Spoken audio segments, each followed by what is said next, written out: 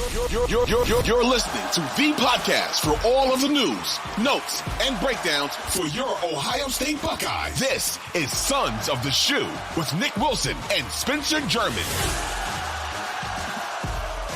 Nick Wilson, Spencer German back again. It is time for the latest Sons of the Shoe episode, and as always, we appreciate your comments in the 92.3 The Fan YouTube section.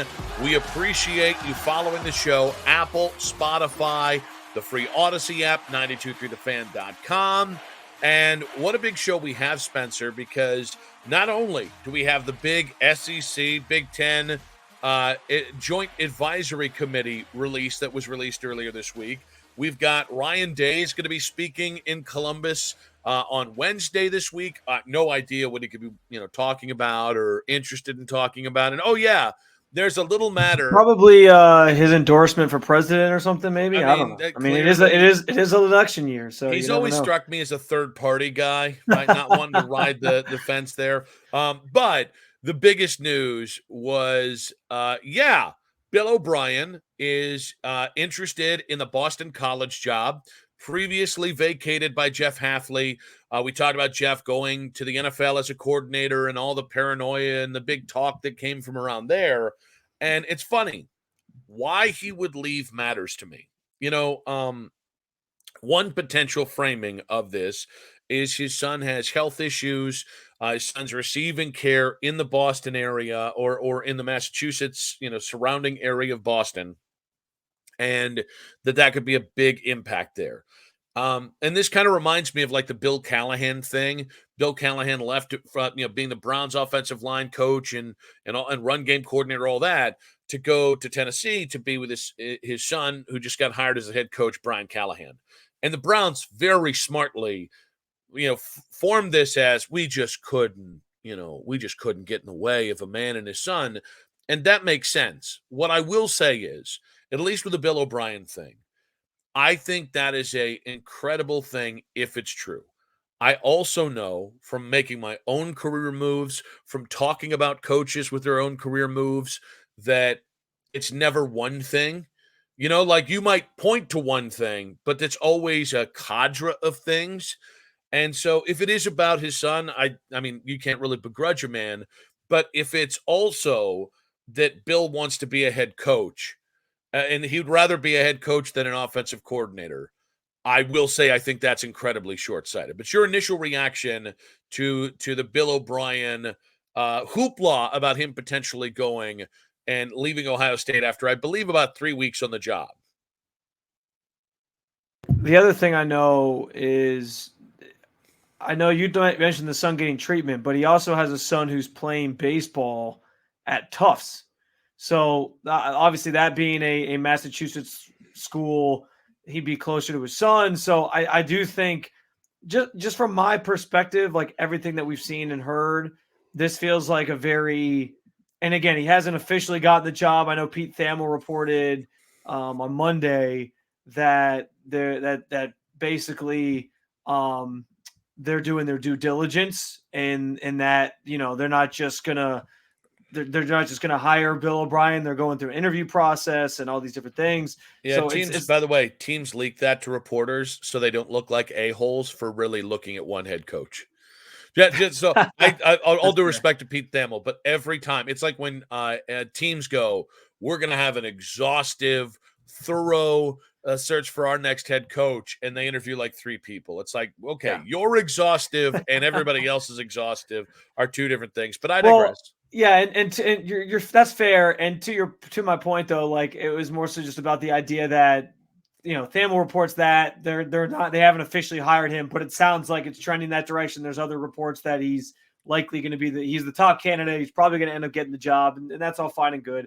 I don't know. I from my perspective, just with you mentioned the treatments in Boston, he's from that area. He's obviously spent a large portion of his career in that area working with the Patriots. So it's a place he's familiar with.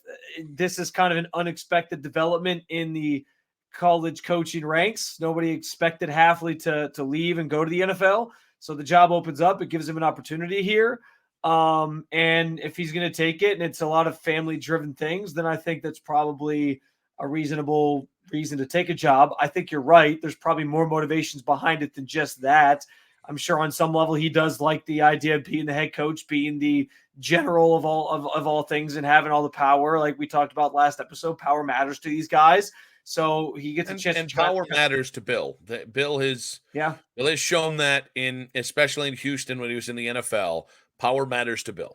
Yeah. So it's an opportunity to do that. It's an opportunity to be a head coach somewhere. And a lot of, guys are going to pass those opportunities up. Now, I think what's like the next level of this is, okay, if you go to Boston College, are you going to do you have the resources there to be successful? I don't think it matters as much because for Bill, like he has obviously built up a reputation as is of being one of the best offensive minds in football over the course of his career, whether it's the NFL or whether it's college. So I think if he goes there and he has just even marginal success, I mean, the guy got when he left Houston, I think people thought at some point he'd get another head coaching gig potentially. I understand like it didn't work out there. You talk about power. He probably had a little bit too much power. And that seems to be the thing that burns a lot of these coaches that make the leap from, position coach or offensive coordinator, assistant coach in the NFL to then they go to college maybe and try their hand at things. And then they go back to the NFL. Like sometimes they want too much power. Like they're like, oh, I want control over everything because that's what I was doing in college. Again, that word is kind of the buzzword here of this conversation. And it kind of burned him in Houston. Like he got himself in trouble because he oversaw the personnel and that wasn't really his cup of tea. So I think people thought he might get another head coaching job despite the fact that he kind of botched that situation. But as it turned out, he's kind of just bounced around being an offense coordinator again. So I think that's going to stand no matter what. Like, I don't think what he does at Boston College, discourages him from being an offensive coordinator again at a big time program or back in the NFL again. So I think he probably recognizes that. And I think he's probably like, hey, this is an opportunity to try something. And if I do have success, maybe I can parlay this into being a head coach again, which would obviously be, I think, the end goal for him. He had success in Houston, and I'm sure he wants to get back to trying to do that again. The only thing I would say is this could be Bill's last chance to be a head coach. I don't think it'll be his last chance to coach in general. And to what you said about he'll always have a chance to be an offensive coordinator somewhere, that does matter. But it feels like we've got the two strikes policy for Bill. One was his time in Houston, which honestly I think he's a little underrated as a head coach. Yeah. But teams have shown with how they've treated other Belichickian candidates, including Belichick himself, they don't want Machiavellian candidates. I mean, that's why Belichick isn't the coach of Atlanta right now, is people in that organization rightly saw the writing on the wall. If Bill Belichick comes in, everybody's getting fired because Bill wants it his way, and he wants his people, and he wants the power, and he wants the secrecy of that whole thing. I do think Bill O'Brien, that is, he's a little underrated. And he can always be a coordinator. But this could be your last chance to be a head coach. And let's all be honest. The Boston College job is a bad job. When we start racking jobs in the ACC, which is at best the third best conference for football, if not now the fourth, with the Big 12 having a resurgence. Thank God that the Pac-12 doesn't really exist anymore, because there were years where you could make the case they were the fifth best conference. So in anywhere from the fourth to fifth best conference for football, Boston College is a bottom 5 ACC job. So your path there, and Jeff Hafley found this out, your path there is you got to win 30 games of your first 3 years or 20 games of your first 2 years to get out. Because if you get stuck in Boston College, it becomes this black hole of a job. And I think that was part of why Jeff Hafley left to go back to the NFL. It's never been harder to be a coach in that specific job. And I think he saw the writing on the wall after a couple of 500 years. So I guess my point is, and listen, if it's about family, I really want to make it clear. If it's about family, I'm like Vin Diesel, all right? I totally get it. Like I'll build 10 shitty movies about family, just like Vin Diesel will. But when it comes to if this is about being a head coach again, this is where there's a forest from the trees perspective that needs to be had. In a year, if you beat Michigan, if you win a national championship or you're in the national championship game, Bill O'Brien likely can have his say of all but about 10 to 12 jobs in college football. And that means there's going to be about 30 jobs potentially in front of him that are better than Boston College. So there is a part of me that like Bill O'Brien right now is the underdog. Like his path to being the kind of coach he was on when he was in Houston in the NFL, it's pretty slight. Like, I mean, he needs a lot of help. So he's become an underdog. And what he's doing is taking potentially the first job available. And if that's for career reasons, it's a bad decision. And I think he could win at Boston College. It's not like, listen, he won at Penn State after the Paterno fiasco. He won. You look at the first couple of years in Houston in the NFL. It wasn't so much the Paterno fiasco as much as it was the Jerry Sandusky fiasco. But obviously, but with that being said, like he won the first few years. Not to gloss over that, but he did win. Like, look at the first few years in the NFL. He was in the playoffs with Tyler Yates and Brandon Weeden as his quarterback before he got to Sean. So I think he's a good coach. But I just believe in, I think everybody in the world has taken a job because it's a job that's better than the one you might have right now. Instead of realizing if you're a little more patient, you might be able to get a far better job than the one you have right now. Well, I think the math on that makes a lot of sense. Going back to what I said, I think Bill O'Brien almost has like a lifetime. I say lifetime, but a career-long ticket to anybody who needs an offensive coordinator. They can count on Bill O'Brien. Like he can come in and he can get results for your team, whether it's in college, whether it's in the NFL, whatever it might be. So I like maybe this is him looking and saying, look, on top of the family stuff, which I do think plays a role here, maybe this is him looking and saying, hey, if I go to Boston College and I have success, that might be my path back to – because, listen, like how many times have we talked about the number of coaches? Steve Sarkisian comes to mind, right? He revived his career, and he's now the coach of Texas, sitting pretty, rebuilding that program, right? Where did he revive his career at? Well, that's what at Bama. That's what I'm saying. As an OC. Right, and that's what I'm saying. Yeah, and that's what I'm saying. Like, if Bill went to Bama and the best he got after that was, okay, I'm just going back to join my other friend, Bill Belichick, in the NFL. And I'm not saying that's a bad gig. I'm just saying, like, that didn't parlay into him getting another head coaching job. Maybe he's kind of reading the tea leaves like, okay, that didn't help me revive my head coaching career. So maybe this is the thing that allows me to potentially revive it, is if I go have some marginal level of success at Boston College, because no matter what, he can always fall back on somebody will hire me to be an OC in 2-3 years. If this doesn't work out, I'll be right back in this chair. So I think that's probably a fair way to look at it. And yeah, I'm obviously we'll get into a discussion here about where Ohio State goes from here. I think the other thing here, and maybe this is a good point to segue into this the Dennis Dodd tweet that we wanted to get to. Thank you, God. Thank you. Because I thought you were going to move somewhere else, and I was we got to talk about what might be the dumbest narrative out of this job search. I'm gonna throw this up real quick. So this, in all due respect, because I think Dennis Dodd does a great job covering college football. He's one of the better reporters in the sport. But I thought this tweet the other day, where he's talking about Bill O'Brien pursuing the BC job, was absolutely asinine. The idea that he's looking ahead and saying, if we don't beat Michigan this year, I'm going to be looking for a job again. Maybe I should go to Boston College because there's better job security there. What the hell world is Dennis Dodd living in that he thinks there's great job security at Boston? I mean, on some level there might be, because there's less pressure at Boston College. So if you even win like if you make a bowl game at Boston College, you're probably set for the next like three years at least before they start thinking about firing you.